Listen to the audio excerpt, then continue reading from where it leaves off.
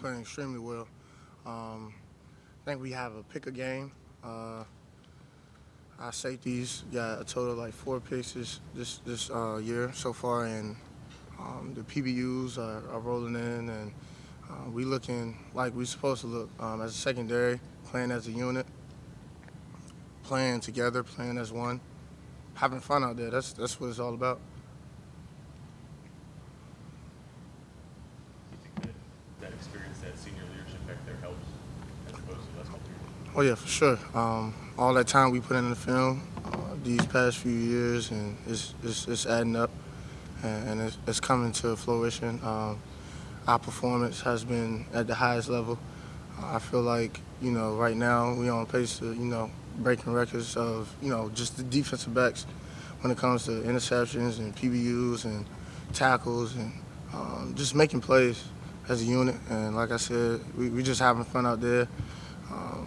This is a big leadership team because of all the scenes we have in the back end. So all the leadership is coming into fruition, and you see it on every Saturday night. Kevon, you guys had a chance to look at UNC. They got Sam Howell, the quarterback. Everybody's talking about the freshman. They also got a pretty good size receiving core. A lot of 50-50 balls. You guys take a look at that film of those guys yet? What do you think of them? Good team, good offense. That quarterback is special. Even though he's a freshman, he's special. He can throw that ball. Last game he had like 300 yards, and they didn't play the best, but he still had a well performance. And they got 3 good running backs that they can just rotate and pound you. They got good receiving corps. We got to come and be prepared, be ready to play, be prepared for all what they do, and just be competitive, win those 50-50 balls, and just go out there and compete. That's what this game is about, competition. So we expect them to try us, and we're going to be ready for it. Give on that leadership role you were talking about earlier in the secondary. How much fun is that for you guys this year? Because in other years, obviously, you guys deferred to the guys up front who were here a little bit longer and were the face of the team. This must be really a lot of fun for you guys. Oh, yeah. It always been fun, but I feel like we getting the attention now because of the leadership, and it's good to get attention here and there. But it's all about playing for your brothers. I feel like we still got a dangerous front end. I still feel like we got dangerous linebackers. We got guys that's going to go to the league in every position. I feel like, and at least have an opportunity. We're a special defense, just like we have a special offense, just like we have a special team. And just this team playing in all 3 phases, offense, defense, special teams, is scary to see. And whether that's in the back end, the front end, you don't want to see any part of us. Last game, obviously, you guys got off to a really strong start, and a lot of the starters, you got a chance to sit and watch the backups play. I mean, is that a good situation? Does that keep you guys? Do you feel like you get enough playing time on the field to stay crisp going forward? Oh, for sure. Just also knowing that as a leader, when you leave here, you want the guys behind you better than you. So seeing those guys get that experience, seeing those guys make those plays, special, and it's needed. They need that experience. They need that moment where they can go out there and make plays so they can feel comfortable years to come. And as a leader, that's all you want for the guys that's behind you. If you're not leaving the guys behind you better than how you left it, then what are you doing?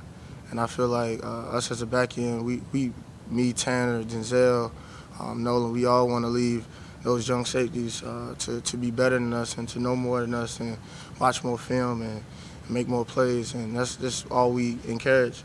And seeing those guys go out there and make a couple plays, like Landon make a sack, and I think it was a strip fumble as well. It was special and it's big, regardless of how many snaps we're playing. As long as we're winning, that's all we care about. Is that difficult to get used to? Because obviously you come here, you're a competitor. Mm-hmm. You want to be on the field all the time. You love playing football. Mm-hmm. Is that difficult to get used to and adjust to over the years? No, especially going over years, you see how that benefits your body and how that benefits your team and how that benefits your depth. And going on through the season, it's a long season. And especially if you're trying to play 15 games, a lot of nicks and bruises adds up. And the more plays you play, the more possibility you lead to injury or lead to those nicks and bruises. So having depth is very important. Any of us can have a season injury. God bless us to play this game, and every opportunity is not guaranteed. And we take advantage of every opportunity, whether it's a lot or a little. As long as we win in the game, that's all we care about. How much fun is it for you to be moving around so much, like with Isaiah, on the back end and play at the second level? I feel like just putting the best players in the best position to make plays. Me and Isaiah, we rotating and doing all sorts of things. I love what the game plan is, and I love going in there and being in the box sometimes, being back sometimes, covering sometimes. Just being that versatile athlete that I know I am, and so is Isaiah. He loves it as well. We're just going out there, have fun, regardless of where we at, wherever the coach puts us.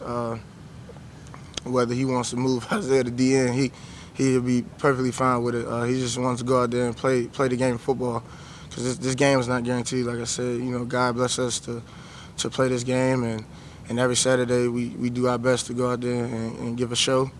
And wherever Coach V got us with the game plan, we just go out there and execute it and just play as a unit. How would you describe Venables as a coordinator, maybe both as a person and also just how he goes about devising his game plans?